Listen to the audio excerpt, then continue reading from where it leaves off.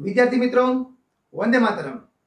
आज गुजरात ने मात्र भारत में ज नहीं दुनियाभर में जाणीतुं करनार आपणा गुजरातीओ एटले महात्मा गांधी, सरदार पटेल, दादाभाई नवरोजी, नरसिंह मेहता, धीरुभाई अंबाणी, अजय जाडेजा, रविंद्र जाडेजा, परेश रावल आ उपरांत नामी अनामी केटला गुजरातीओ एवा छे के जेनी मेहनतने लईने आपणुं गुजरात आजे आखा विश्वमां टोच पर छे।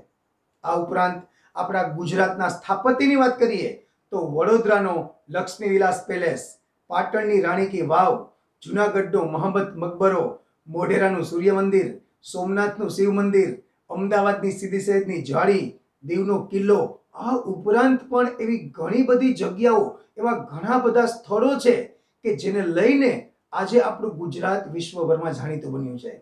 મિત્રો, આ પાઠમાં આપણે વાત કરવાની છે પાટણની પ્રખ્યાત વાવની। યસ ફ્રેન્ડ્સ, આ પાટણની પ્રખ્યાત વાવ કોને બનાવી, શા માટે બનાવી, કેવી રીતે બનાવી, આની રચના કેવી છે, આ વાવ કેવી લાગે છે, આ બધી જ ચર્ચા આપણે આ યુનિટમાં ડીપમાં કરશું। Dear friends, let's start standard 9 unit number 5 Rani ki Vav. विद्यार्थी मित्रों, वंदे मातरम। सुंदर मजानी अपना गुजरातनी इंट्रोडक्शन जोया बाद हवे आपणे शरू करिए यूनिट नंबर 5 राणी की वाव पार्ट 1। आ पार्ट ने आपणे बे पार्ट में शीखवाना छीए। એટલે પહેલા આપણે પાર્ટ 1 જોઈએ। આપણે હવે પાઠની इंट्रोडक्शन में तमने આપણે જે પ્રી ટાસ્ક આપેલું હોય ટેક્સ્ટ बुक में ए प्री टास्क में तमने सोमनाथ टेम्पल की माहिती आपेली है। हवे सोमनाथ टेम्पल की बात करिए मित्रों तो आ मंदिर की हिस्ट्री खरेखर जाणवा जेवी छे। एम कहेवाय छे अने 17 वखत आ मंदिर लूंटी अने बर्बाद करी नाखवामां आवेलुं छे। अने स्थापत्यनी बात करिए तो एम कहेवाय छे के एनुं स्कंद पुराण एनी बात करिए आपणे प्रभास खंड स्कंद पुराण अने प्रभास खंड मुजब एम छे के स्वामी गजानन सरस्वतीए आनी स्थापना करेली छे। एम पण कहेवाय छे के सोलंकी राजवंश दरमियान आनी फरी पाछुं एनुं रिनोवेशन पण करवामां आवेलुं छे। अलग अलग मान्यताओ घणी बधी छे एनी, पण मुख्य बात छे एनी के जेने 17 वखत लूंटीने बर्बाद करवामां आवेलुं हतुं ए मंदिर फरी पाछुं एमने ऊभुं छे। बराबर। सौप्रथम 1026 में मोहम्मद गजनीए एना किंमती आभूषणों अने एम कहेवाय छे के केटला बधा श्रद्धाळुओने पण ए वखते लूंटी लीधेला हता। त्यारबाद बात करिए तो जी अलाउद्दीन खिलजी हतो जी एनो सेनापति अफजल खान हतो। ई अफजल खान एना पछी लूंट्यो। पहला मोहम्मद गजनी, पछी अफजल खान अने पछी आव्यो औरंगजेब। एटले मतलब के मुगल राजाओए आ मंदिरने लूंटवामां कोई कसर छोड़ेली नहोती। आवो भयंकर आनो भूतकाळ होवा छतां आ मंदिर आजनी स्थितिमां एम कहेवाय के आपणुं भारतमां एक सरस नामना धरावे एवुं आपणुं ज्योतिर्लिंग छे। बराबर। आ वात करीए आपणे सोमनाथ टेम्पलनी। प्री टास्क में बीजू आपणे आपेलुं छे ए छे मोहम्मद मकबरा। आनी मैं मित्रों बात करूँ तो अपनी टेक्स्ट बुक में पण मोहम्मद मकबरा है। हकीकत में मोहब्बत नहीं, एमां आनी हिस्ट्री मुजब एम कहे छे आ मोहब्बत है, मोहम्मद मकबरा। हवे आ शेना माटे विख्यात है, शा माटे युनेस्कोए पण आनी नोंध लेवी पड़ी, बे चार बात करिए तो आज देखाय मिनारा। जो आज मिनारा है ने एनी फरती कोर सीढ़ी है। जो आ रही जो बे बाजू आ सीढ़ी है जी सीढ़ी आ जनरली मिनारामां केवुं होय के सीढ़ी अंदरनी साइड होय। कदाच तमे कुतुब मिनार जो तो खबर पड़शे तमने कुतुब मिनारमां अंदरथी सीढ़ी होय अने आ मिनारामां सीढ़ी छे ने ई बारनी साइडथी छे। बीजी वात करीए स्थापनानी वात करीए तो एम कहेवाय छे के 1851 थी 1882 दरमियान आनी स्थापना छे ने नवाब मोहब्बत खान बीजाए करेली हती। जो मोहब्बत खान हतो ई मोहब्बत नहीं पण हवे आवे छे आपणे टेक्स्ट बुक में मोहब्बत आपेलुं छे। मोहब्बत जोईए आपणे वांधो नहीं कांई। बीजું आनी बात करिए आना जी मिनारा है पछी आडोम कहेवाय जो ऊपर या गुंबज कहेवाय ने आ बधुं इस्लामिक स्टाइलनुं छे आखुं बधुं। आ एवुं पण कहेवाय छे के बहाउद्दीन भाई कहेवाता जे आपणे खबर तो जूनागढ़ में बहाउद्दीन कॉलेज छे अत्यारे तो ए बहाउद्दीन भाईनुं आ कबर पण मानवामां आवे छे। अने एवुं पण कहेवाय छे के ए वखते जे जूनागढ़ना नवाब हता ने ए पण आमां ज रहेता। घणी बधी आ बधी मान्यताओ छे। एम मित्रों तमे जे पण कोई आवुं आपणुं स्थापत्य जुओ ने તેની પાછળ ઘણીવાર અલગ અલગ જાતની કેટલી હિસ્ટ્રી હોય. બાકી આપણે તો શું છે, ઇતિહાસકારો જે કહે એ માનવું તો પડે જ. ઇતિહાસકારો એમ કે એની સ્થાપના અત્યારે થઈ તો આપણે એમ જ કહેવું પડે. એમ કે ભાઈ 1851 તો 1851, એમ કે 1871 તો 1871. એ તો જે કે માનવાનું જ છે આપણે, બરાબર. તો આપણા પ્રી ટાસ્કમાં આ સોમનાથ ટેમ્પલ અને મહંમદ મકબરાની વાત હતી. અને મહંમદ મકબરો જુનાગઢમાં જ છે, આપણે સાવ બાજુમાં જ છે. કદાચ ટાઈમ મળે તો તમે ઊભા રહેજો. ખરેખર જોવા જેવી વસ્તુ છે આ. આપણે સોમનાથ ટેમ્પલ તો જઈ આવ્યા હોય જનરલી બધાય, પણ આ જગ્યાએ બહુ ઓછા માણસો ગયા હોય.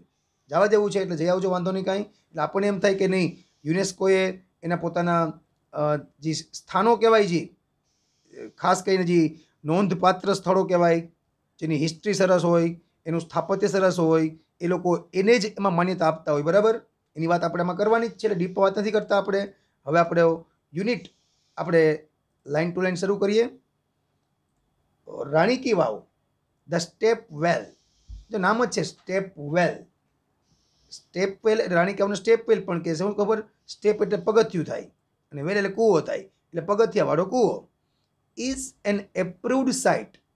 એપ્રુવડ મતલબ થાય મંજૂર કરેલું, અને સાઇટ મતલબ થાય સ્થળ. ઓન ધ વર્લ્ડ હેરિટેજ એટલે કે વૈશ્વિક સાંસ્કૃતિક વિરાસત દ્વારા રાણી કી વાવને એક મંજૂર કરેલું સ્થાન માનવામાં આવે છે.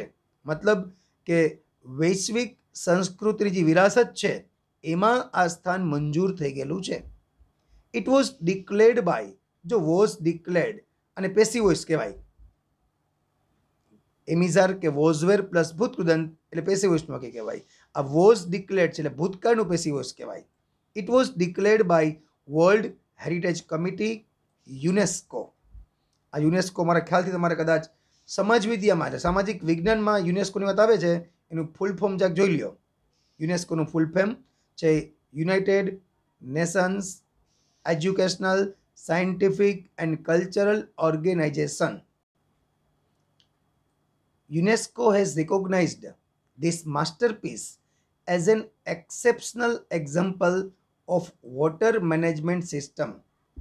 યુનેસ્કોએ આ કલા કારીગરીના ઉત્તમ નમૂનાને માન્યતા આપેલી છે. શેના માટે? તો કે આ અદ્વિતીય નમૂનો છે. શેનો? તો એ કે વોટર મેનેજમેન્ટ સિસ્ટમ. મતલબ કે પાણીની આખી સિસ્ટમ કેમ જાળવવી. મિત્રો પહેલાં કેવું હતું કે જૂના જમાનામાં ડેમ નહોતા. આપણે કેમ ઘરે ઘરે પાણી આવે અત્યારે, એમ ઘરે ઘરે પાણી ના આવતું. પહેલાં જે આપણા ઘરના લેડીઝ બધા હોય ને, એને કૂવાએ પાણી ભરવા જવું પડતું. રોજનું પાણી રોજ ભરી આવવાનું, આવી સિસ્ટમ હતી. પણ એમાં આ રાણી કી વાવની જે સ્થાપના થઈ ને, એના માટે જ સ્થાપના થયેલી હતી કે ઘણી વાર એવું બને કે વરસાદ ના પડે તો કૂવામાં પાણી હોય જ નહીં. કૂવામાં પાણીનો તો બીજો કોઈ સ્ત્રોત તો પાણીનો હતો નહીં, એટલે બહુ તકલીફ ભોગવવી પડતી બધાએ.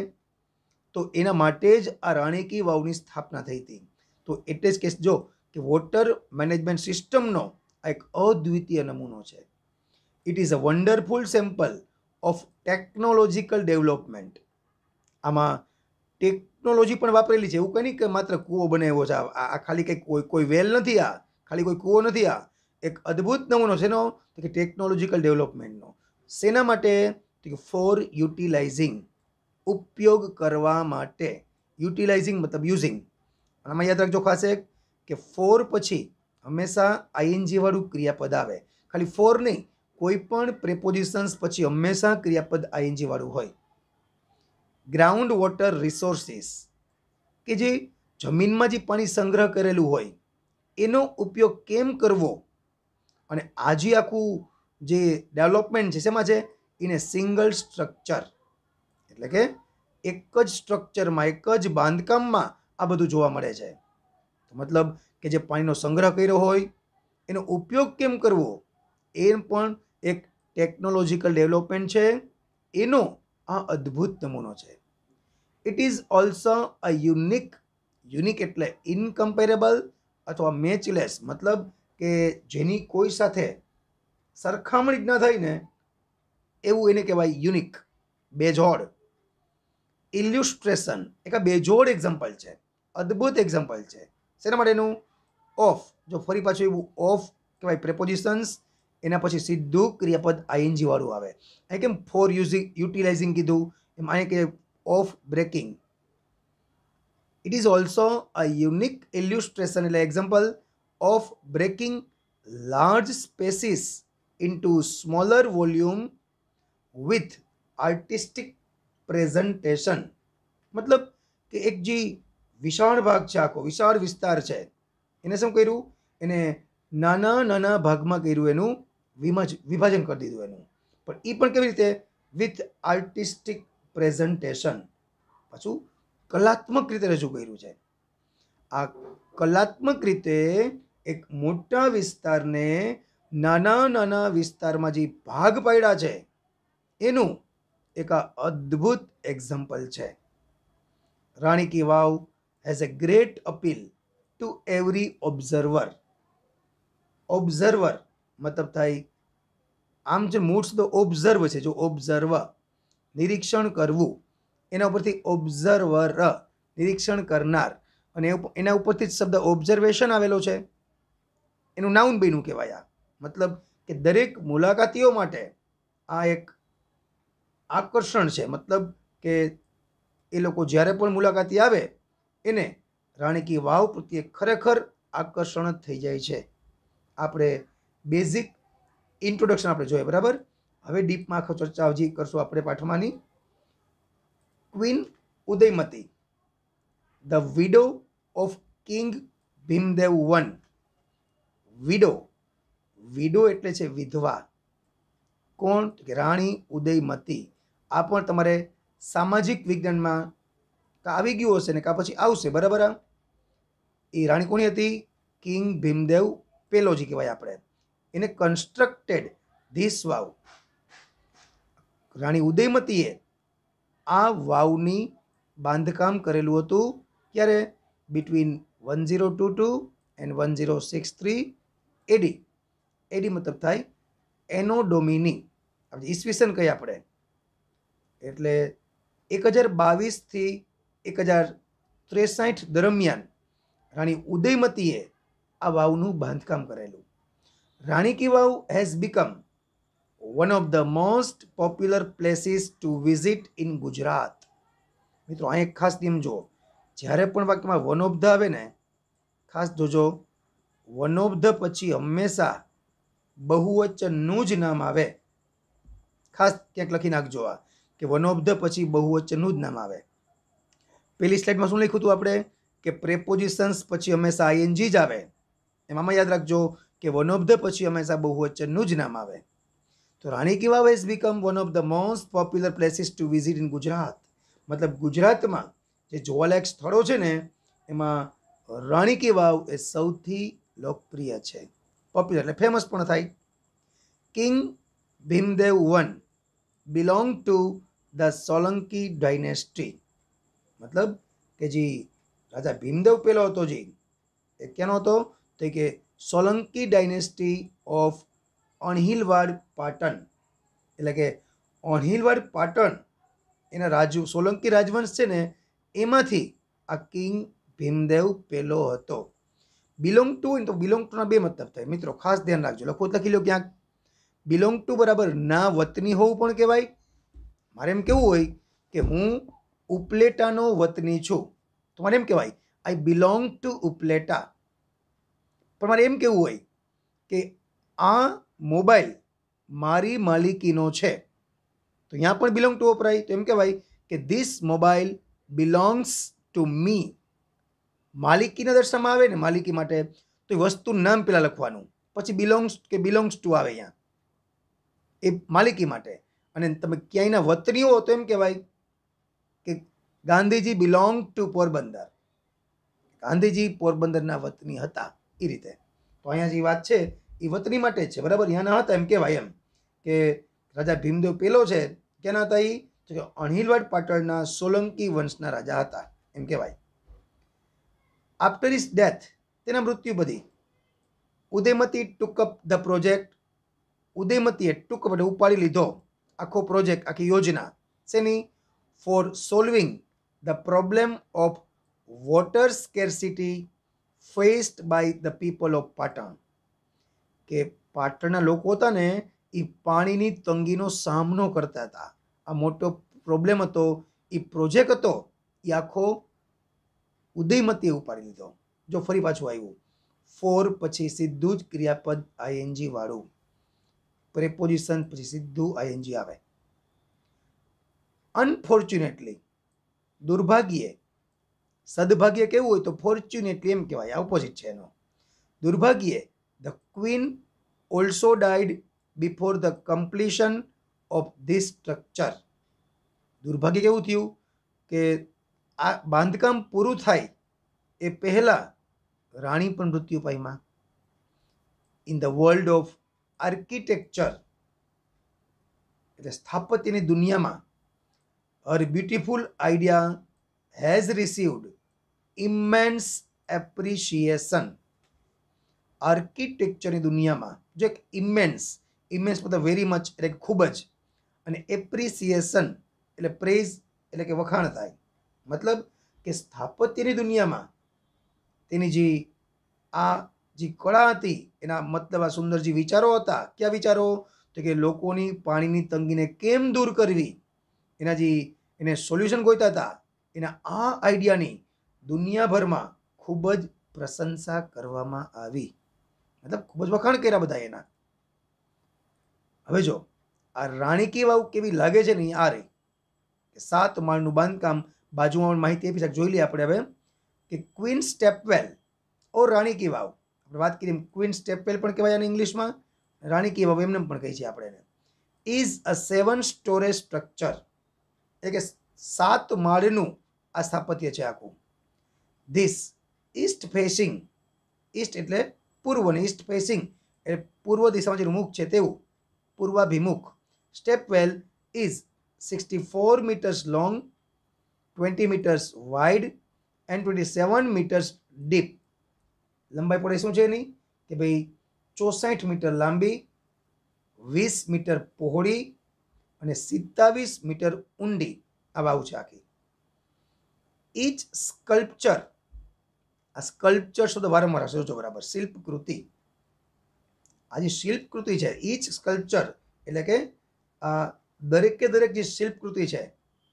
પછી પેસેજ, હાલવા ચાલવાનો માર્ગને પેસેજ કહેવાય. પેસેજ આમાં કારણ કે આમાં વચ્ચે હાલવું પણ પડતું હોય ને એમાં, એને પેસેજ કહેવાય.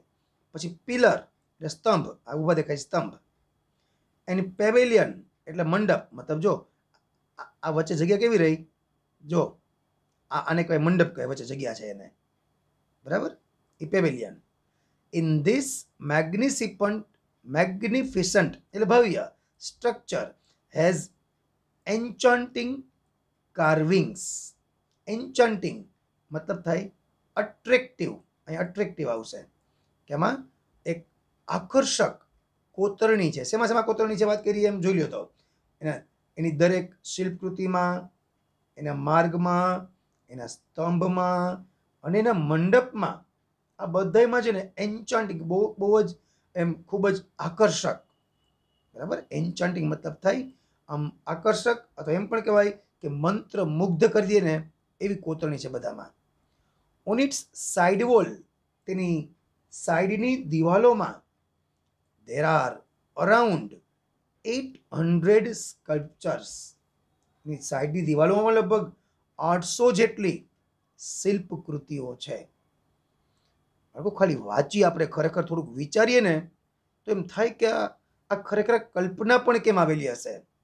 આપણે તો ખાલી કલ્પના કરો કે પાણીનો ટાંકો હોય તો પાણીનો ટાંકો એનું કામ શું હોય તો કે પાણીનો ટાંકો આપણને સંકટ સમયે જ્યારે પાણીની તંગી હોય ને તો ટાંકો આપણને પાણી પૂરું પાડે. એમાં શું કરીએ કયો આપણે, હાલો. જ્યારે આ જુઓ, આને શું કરેલું હતું, પોતાના પાટણના લોકોને પાણીની તંગીનો સામનો ન કરવો પડે એના માટેની કલ્પના છે આખી. આ તમે ખરેખર એની વિઝિટ લો ને એ તો જ તમે બધું સમજી શકશો કે ખરેખર આ બાંધકામ કેટલું સરસ છે. જો આ એની અંદરની જે સ્થાપત્ય છે ને બધાય એનું કોતરકામ કલ્પના તો કરો. અંદર એના જે પિલર છે, સાઇડ વોલ્સ છે, એનું આ અદ્ભુત કોતરકામ છે આ. હવે જોઈએ આગળ. there are nearly 400 big sculptures of different gods and goddesses in the wow at present. એટલે કે હાલમાં તમે જુઓ ને તો વિવિધ જે દેવી દેવતાઓ છે, ગોડ્સ એન્ડ ગોડેસીસ, દેવી દેવતાઓ, એમાં 400 એના એની મોટી શિલ્પકૃતિઓ છે બધી. ધીઝ નંબર્સ, આ સંખ્યા જે છે, would have been many more in the past in its original structure. એવું કહેવાય છે કે ભૂતકાળમાં છે ને કદાચ આ ઓરિજિનલ સ્ટ્રક્ચર, કારણ કે હવે તો શું છે, સ્ટ્રક્ચરમાં ઘણો ફેરફાર થઈ ગયો હોય, જૂનું થયું હોય, થોડીક એમાં મરમત માગતા હોય, પછી ઓરિજિનલ સ્ટ્રક્ચર છે એનું, એમ કહેવાય છે એમાં કદાચ આ સંખ્યા વધુ હશે. અત્યારે 400 છે જ હાલમાં, પણ ભૂતકાળમાં મૂળ સ્થાપત્યમાં કદાચ આ સંખ્યા વધુ હોઈ શકે. વુડ હેવ બીન મેની મોર, એટલે વધુ હોઈ શકે મતલબ થાય એનો. ઈચ સ્ટોરે, 7 માળનું સ્થાપત્ય છે આ, તો દરેક જે માળ છે હેઝ અ નેરો કોરિડર. શું છે એમાં? સાંકડી પરસાળ. પરસાળ મતલબ જે માર્ગ હોય ને, હાલવાનો માર્ગ, એને પરસાળ કહેવાય. તો દરેકે દરેક માળમાં સાંકડી પરસાળ મતલબ સાંકડો ચાલવાનો રસ્તો. કેના માટે? તો કે for the visitors to appreciate beauty of sculptures and carvings engraved on the walls. મતલબ કે દરેકે દરેક મુલાકાતી આવે અને વખાણે. શું વખાણે? કે બ્યુટી ઓફ સ્કલ્પચર્સ, આ જે શિલ્પની જે સુંદરતા છે તે વખાણે, અને કાર્વિંગ્સ, કોતરણી. કઈ કોતરણી? એન્ગ્રેવ્ડ ઓન ધ વોલ્સ, કે દિવાલોમાં જે કોતરકામ થયેલું છે. એન્ગ્રેવ એટલે કોતરકામ કરવું થાય, એન્ગ્રેવ્ડ કોતરકામ થયેલું છે તે શેમાં?